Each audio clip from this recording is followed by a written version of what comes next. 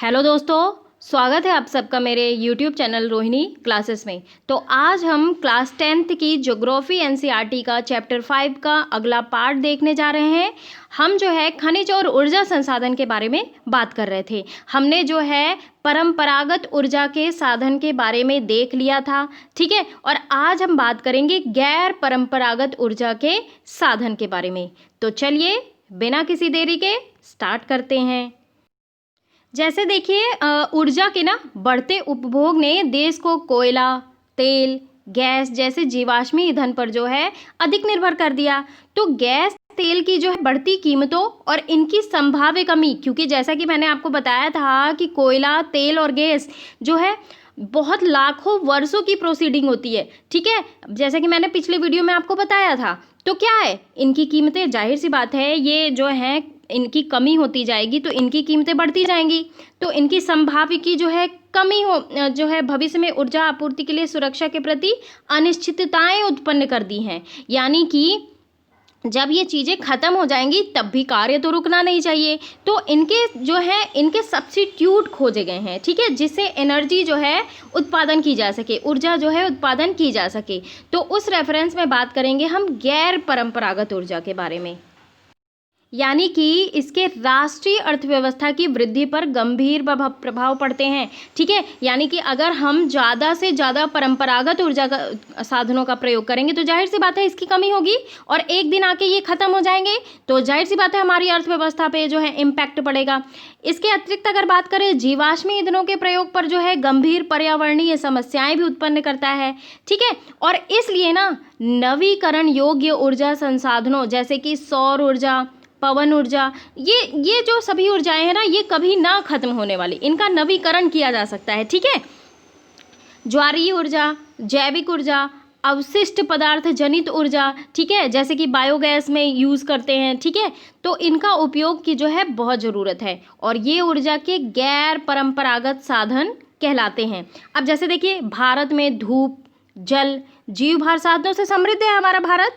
तो भारत में नवीकरण योग्य ऊर्जा संसाधन के विकास हेतु वृहद कार्यक्रम भी बनाए गए हैं। अब आइए सबसे पहले गैर परंपरागत ऊर्जा को देखते हैं, यानी कि बात करेंगे हम परमाणु अथवा आणविक ऊर्जा। देखिए आणविक ऊर्जा का उपयोग जो है ना भारत में जोर इसलिए दिया जा रहा है क्योंकि इसका उत्पादन करने में कार्बन डाइऑक्साइड, ध्यान रखेंगे, कार्बन डाइऑक्साइड की मात्रा जो होती है ना बहुत कम उत्सर्जित होती है वायुमंडल में।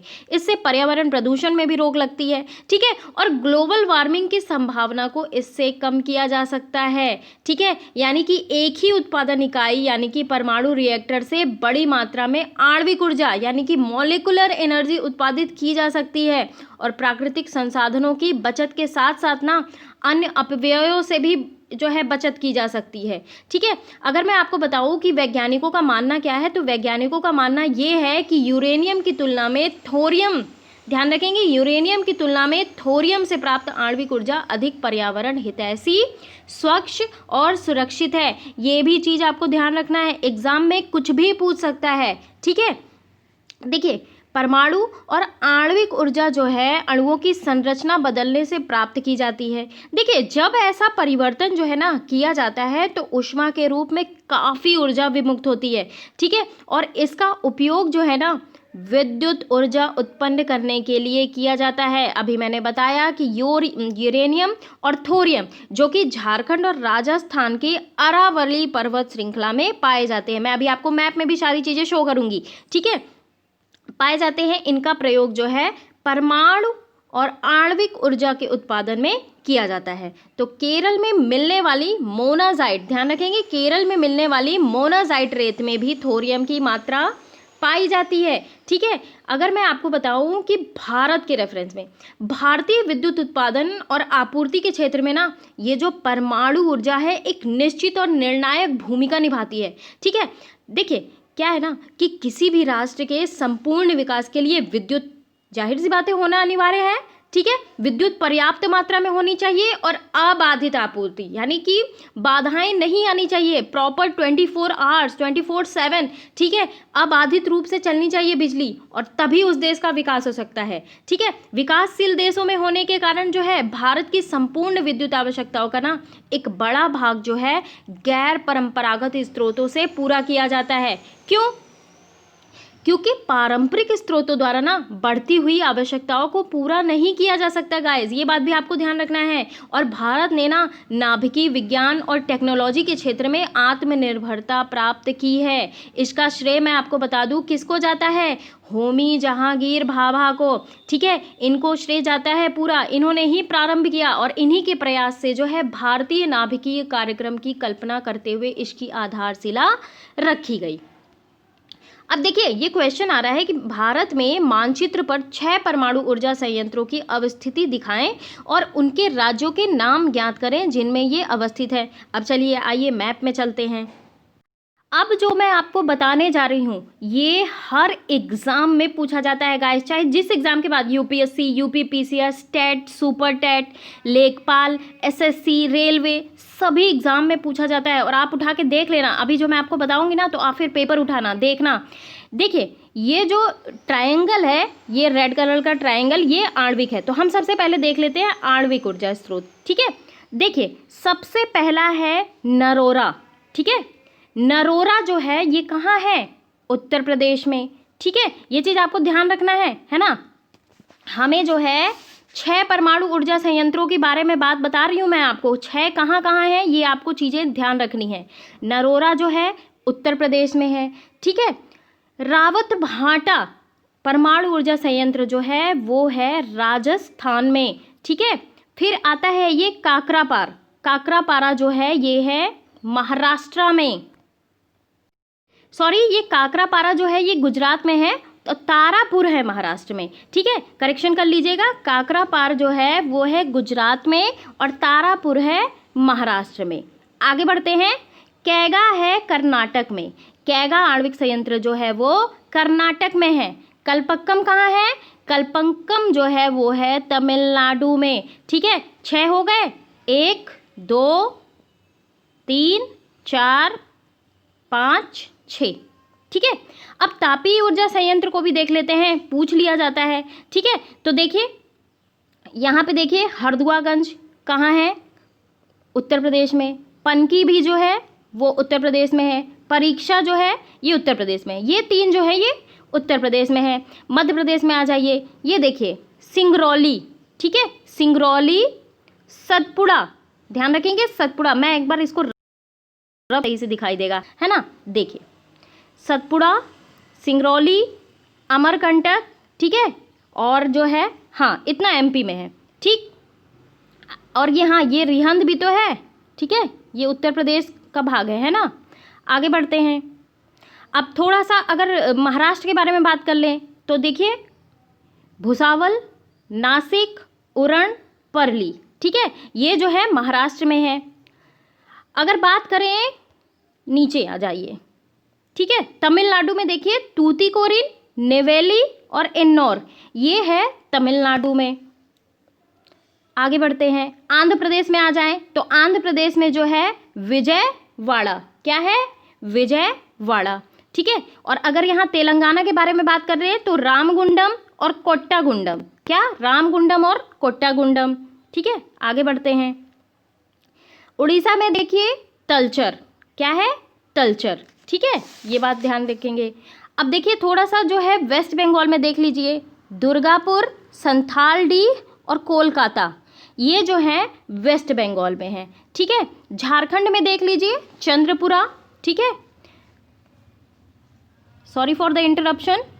आगे देख लीजिए बिहार में बरौनी। इसी प्रकार आप सभी देश के देख लेंगे। ठीक है, और मैंने आपको इंपॉर्टेंट चीज़ें बता दी। बेसिकली अगर मैं बात बताऊँ ना तो ये आपको आणविक ऊर्जा संयंत्र कहाँ कहाँ है, 6 जगह पे, ये बेसिकली आपको ध्यान रखने की ज़रूरत है। अब हम बढ़ते हैं आगे। तो देखिए, परमाणु ऊर्जा जो है ना, इसके शांतिमय उपयोग से जो है कार्यों में ना नाभिकीय ऊर्जा और उस पे आधारित उत्पादन जो है ना, विद्युत उत्पादन में सर्वप्रथम स्थान है। और भारत ने जो है ना इस क्षेत्र में कई उपलब्धियां गाइस प्राप्त की हैं। ठीक है, देश के भविष्य की आवश्यकताओं के लिए ना अधिक विद्युत उत्पादन क्षमता, ठीक है, उपलब्ध स्रोतों को ध्यान में रखते हुए विद्युत उत्पादन में वृद्धि के लिए ना परमाणु ऊर्जा के दोहन हेतु एक सुनियोजित कार्य जो है कार्यक्रम क्रियान्वयन किया जा रहा है।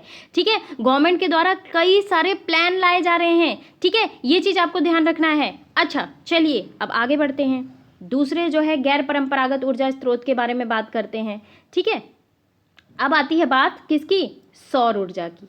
ठीक है, सौर ऊर्जा के अगर बारे में आपको मैं बता दूं तो सौर ऊर्जा होता क्या है, सबसे पहले ये जान लीजिए। ठीक है, क्या होता है कि सूर्य से प्राप्त होने वाली ऊर्जा क्या होती है? सौर ऊर्जा। अब जैसे देखिए, धरती पे पड़ने वाले सूरज की रोशनी और उसमें मौजूद गर्मी ही सौर ऊर्जा है। सूर्य से वही तो एनर्जी निकलती है। ठीक है, और धरती पर सौर ऊर्जा ही एकमात्र ऐसा ऊर्जा स्रोत है ना जो अन्य स्रोतों की तुलना में बहुत ज़्यादा अत्यधिक मात्रा में उपलब्ध है। ठीक है, और सूर्य से ना पृथ्वी पर अधिक मात्रा में ऊर्जा पहुंचती है और पृथ्वी पर इसका इस्तेमाल जो है विद्युत उत्पन्न करने में किया जाता है। ठीक है, साइंस एंड टेक्नोलॉजी में होने वाले विकास की जो है मदद मनुष्य ने ऐसी तकनीक इजाद कर दी है ना कि जिससे जो है धरती पे पड़ने वाली सूरज की किरणों को विज्ञान और तकनीक की मदद से विद्युत में परिवर्तित किया जाता है। ठीक है, हर साल अगर मैं बात करूँ तो सूर्य से पृथ्वी पर पहुंचने वाली ऊर्जा की मात्रा ना धरती पर पाए जाने वाले समस्त कोयले, तेल, गैस, इन सब की मात्रा से 130 से 40 गुना, ध्यान रखेंगे 130 से 40 गुना अधिक है। ठीक है, और पृथ्वी पर पड़ने वाली ये जो सूरज की किरणें हैं ना बहुत सालों तक यहाँ उपलब्ध हैं। ठीक है, और वैज्ञानिकों का मानना है ना कि 500 से 600 करोड़ सालों तक जो है सूरज की किरणें जो हैं धरती पर उपलब्ध रहेंगी और इसी प्रकार हम सौर ऊर्जा से विद्युत उत्पन्न करने की अपनी ज़रूरतों को पूरा कर सकेंगे। अच्छा, एक बेनिफिट और है, थोड़ा कॉस्टली ज़रूर है, लेकिन आप जो ये बिजली का बिल जमा करते हो ना, बिजली का बिल देने की ज़रूरत नहीं पड़ेगी आपको, क्योंकि सौर ऊर्जा, हम तो सूरज की ऊर्जा प्राकृतिक है। ठीक है, हम तो सूर्य से जो है ऊर्जा के माध्यम से जो है विद्युत उत्पन्न कर रहे हैं, विद्युत जो है प्रयोग कर रहे हैं, तो बिजली के बिल से बहुत ज़्यादा अच्छी मात्रा में निजात मिल सकती है आपको, है ना। ये चीज़ है। दुनिया भर में मैं बता दूँ आपको, दुनिया भर में ना सौर ऊर्जा का प्रचलन जो है अब बहुत तेज़ी से बढ़ रहा है। क्यों? क्योंकि पर्यावरण संरक्षण के लिए लोग जो है जागरूक हो रहे हैं और जो है ये पारंपरिक ऊर्जा स्रोत से उत्पन्न होने वाली बिजली की कीमत ना ज़्यादा होने के कारण लोग जो है सौर ऊर्जा का अधिक इस्तेमाल कर रहे हैं। देखिए, जैसा कि आप सभी को पता है कि हमारा भारत जो है उष्णकटिबंधीय देश है। कैसे है ये भी मैं आपको बता दूं, मैंने बनाया ग्लोब। ठीक है, सबसे मिड में होता है इक्वेटर 0 डिग्री, सबसे ऊपर होता है, सबसे ऊपर नहीं, सबसे ऊपर तो नॉर्थ पोल होता है, फिर यहाँ पे है ये ट्रॉपिक ऑफ कैंसर यानी कि कर्क रेखा, और यहाँ नीचे जो है ट्रॉपिक ऑफ कैप्रिकॉन, ये है मकर रेखा। ठीक है, ये 30-30 डिग्री पे होते हैं। तो हमारा भारत कहाँ है? हमारा भारत जो है ऐसे है। ठीक है, यानी कि देखिए इतना पोर्शन जो है ये उष्णकटिबंधीय का एरिया है, यानी कि सनलाइट जो है ये लंबवत पड़ती है। ठीक है, तो हमारा भारत जो है ना ये उष्णकटिबंधीय देशों में आता है और इसलिए ना यहाँ सौर ऊर्जा के दोहन की असीम संभावनाएं हैं गाइस। यहाँ पे सौर ऊर्जा का हम भरपूर प्रयोग कर सकते हैं। ठीक है, ध्यान रखेंगे। वैसे तो देखिए सौर ऊर्जा का इस्तेमाल पेड़ पौधे, जीव जंतु, जलवायु द्वारा जो है विभिन्न स्तर पर किया जाता है, लेकिन आजकल सौर ऊर्जा से विद्युत ऊर्जा जो है उत्पन्न करने का प्रचलन बहुत जोरों शोरों पे है गाइस, है ना। और सौर ऊर्जा से विद्युत ऊर्जा उत्पन्न करने के लिए ना सोलर पैनल का इस्तेमाल किया जाता है। ठीक है, देखिए जैसे फोटोवोल्टाइक प्रौद्योगिकी द्वारा जो है धूप को सीधे विद्युत में परिवर्तित किया जा सकता है। अच्छा देखिए, ये जो पैनल का इस्तेमाल होता है ना, इसी से जो है फोटोवोल्टाइक एनर्जी प्राप्त होती है। अब देखिए मैं थोड़ा सा आपको पैनल का कॉन्सेप्ट बता दूं। पैनल आपने देखा होगा, सोलर पैनल प्रत्येक घरों में, आजकल तो प्रत्येक घरों में तो नहीं लेकिन मैक्सिमम घरों में जो है आप 1 या 2 प्लेट देख लेते होगे। ठीक है, पैनल ऐसा उपकरण है जिसकी मदद से सूरज, ये मान लीजिए सनलाइट है, ठीक है, सनलाइट है ना, इसकी किरणें इस प्लेट पे पड़ती हैं। ठीक है, प्लेट पे पड़ती हैं और जिसकी मदद से सूरज की किरणों को विद्युत में परिवर्तित किया जाता है। ठीक है, तो सूरज से निकलने वाली किरणों में ना जो कण पाए जाते हैं उन्हें कहा जाता है फोटॉन। क्या कहा जाता है? फोटॉन, PHOTON, फोटॉन कहा जाता है। और इन फोटॉन को ना सोलर पैनल की मदद से ऊष्मा या विद्युत में परिवर्तित करने के लिए ही सोलर पैनल का, यानी कि इस पैनल का इस्तेमाल किया जाता है। ठीक है, तो सोलर पैनल में क्या हो गया? फोटोवोल्टिक सेल लगे होते हैं। क्या लगे होते हैं? फोटोवोल्टिक सेल लगे होते हैं, जो कि किसके बने होते हैं? सिलिकॉन के। एग्जाम में पूछा जाएगा कि जो सोलर पैनल में फोटोवोल्टिक सेल लगे होते हैं वे किसके बने होते हैं? तो सिलिकॉन के बने होते हैं। ठीक है, तो जब देखिए, जब जो है सूर्य की रोशनी इन सेल पे पड़ती है ना, तो फोटॉन की ऊर्जा जो है ये जो फोटोवोल्टिक सेल हैं ये अवशोषित कर लेते हैं। ठीक है, और ऊपरी परत में पाए जाने वाले इलेक्ट्रॉन जो है वो सक्रिय हो जाते हैं और धीरे धीरे ये जो ऊर्जा है ना पूरे पैनल में प्रवाहित होती है और इस प्रकार विद्युत का उत्पादन होता है। ठीक है, प्रोसीडिंग आप समझ लिए। अब हम बढ़ते हैं आगे। देखिए, भारत में ना ग्रामीण और सुदूर क्षेत्रों में सौर ऊर्जा तेजी से लोकप्रिय हो रही है। कुछ बड़े सौर ऊर्जा संयंत्र देश के विभिन्न भागों में स्थापित किए जा रहे हैं और ऐसी अपेक्षा है ना कि सौर ऊर्जा प्रयोग से ग्रामीण घरों में जो है उपले और लकड़ी की निर्भरता को न्यून किया जा सकेगा। इससे क्या होगा? आप देखिए, लकड़ी और उपले का कम यूज़ करेंगे तो क्या होगा? पेड़ पौधे कम काटोगे, क्या होगा? हमारा पर्यावरण संरक्षण ऑटोमेटिकली हो जाएगा। तो पर्यावरण संरक्षण में योगदान देगा और कृषि में भी खाद्य की पर्याप्त आपूर्ति होगी। अच्छा, थोड़ा सा बात कर लेते हैं हम सोलर पैनल के महत्व के बारे में। देखिए, बहुत बड़ा फायदा है। ठीक है, आप एक बार सोलर पैनल लगवा लो, थोड़ा सा खर्चा कर लो, आप जिंदगी भर मजे करोगे ऐसे ही ऐसे। ठीक है, सबसे पहली बात, सोलर पैनल का सबसे बड़ा फायदा जो कि मैंने अभी बताया कि पर्यावरण को कोई भी नुकसान नहीं पहुंचाता और बिजली उत्पन्न करता है। तो सोलर पैनल से उत्पन्न बिजली जो है ना, उत्पन्न करने पर किसी भी प्रकार की कोई भी विषैली gas, methane, ethane, carbon dioxide, carbon monoxide, कोई गैस नहीं विसर्जित होती। ठीक है ना, ही किसी प्रकार कोई ध्वनि प्रदूषण होता है। तो इससे ना इसमें जो है विद्युत उत्पादन के दौरान वायु प्रदूषण भी नहीं होता। गाइस, आप सभी को पता है कि हमारा भारत एक कृषि प्रधान देश है और आजकल खेती में भी सौर ऊर्जा उत्पन्न जो है बिजली का भरपूर उपयोग हो रहा है। सरकार की बात करूं अगर, तो सरकार ने भी भारत के किसानों के लिए ना बेहतरीन परियोजनाओं की शुरुआत की है। ठीक है, इसके साथ ही अगर मैं बात करूं, सौर पैनल अपने घरों में, वाणिज्यिक इमारतों में, कंपनियों में लगवा सकते हैं। यही नहीं, सौर ऊर्जा का विस्तार जो है ना ऑटोमोबाइल क्षेत्र में भी शुरू हो चुका है। अब देखिए, जहां सौर ऊर्जा पर चलने वाले वाहन का निर्माण होना शुरू हो गया है, कई वाहन तो बिक रहे हैं, है ना। और इसी वर्ष जो है भारत में मेट्रो स्टेशन पर भी जो है सोलर पैनल इंस्टॉल किए गए हैं। ठीक है, भविष्य में इनकी संख्या बढ़ने की संभावना भी है, ये चीज़ आपको ध्यान रखना है। ठीक है, तो अगर मैं बात करूं कि भविष्य की ऊर्जा के रूप में सौर ऊर्जा बेहतरीन है और इसका इस्तेमाल करके आप पर्यावरण में होने वाली क्षति रोक सकते हैं। और जैसा कि मैंने आपको बताया कि बिजली के बिल से आपको भारी छुटकारा मिल सकता है। ठीक है, सरकार द्वारा शुरू की गई विभिन्न परियोजनाओं का भरपूर लाभ उठा सकते हैं। और अब जब आपको सौर ऊर्जा के बारे में पूरी जानकारी हो गई है तो उम्मीद है कि आप जो है इस दिशा में ज़रूर सोचेंगे, समझेंगे और सौर ऊर्जा का उपयोग करेंगे। ठीक है, आगे बढ़ते हैं। अब बढ़ते हैं अगली ऊर्जा की तरफ, यानी कि पवन ऊर्जा। देखिए, भारत में ना पवन ऊर्जा का विकास जो है 1990 के दशक से शुरू हुआ है। ठीक है, कुछ वर्षों में जो है ना इसकी काफ़ी वृद्धि हुई है। हालांकि अगर मैं बात करूँ इसकी जो है कहाँ से शुरुआत हुई है, तो डेनमार्क या अमेरिका की तुलना में जो है ये भारत में जो है अभी उतनी ज़्यादा मात्रा में विकसित नहीं हुई है, लेकिन फिर भी हमारा भारत जो है 5वें स्थान पर बना हुआ है। ठीक है, यानी कि पवन ऊर्जा भारत में 34.29 गीगावाट के साथ जो है भारत में 5वां स्थान बनाया हुआ है। ठीक है, अब देखिए, भारत में पवन ऊर्जा के उत्पादन की महान संभावनाएं हैं। जैसा कि मैंने बताया कि उष्णकटिबंधीय देश है, तो सूर्य की किरणें लंबवत पड़ती हैं, तो पवन ऊर्जा किससे चलती है? गर्मी से हवा चलेगी, हवा से जो है पवन चक्कियाँ घूमेंगी तो पवन ऊर्जा में फॉर्म होंगी। ठीक है, अगर मैं आपको बताऊं कि भारत में पवन ऊर्जा फॉर्म के विशालतम पेटी कहाँ है? तमिलनाडु के नागरकोइल से मदुरई तक अवस्थित है। ठीक है, और देखिए अगर मैं बात करूं ना भारत के रेफरेंस में, तो भारत के रेफरेंस में भी सबसे पहला स्थान है तमिलनाडु का।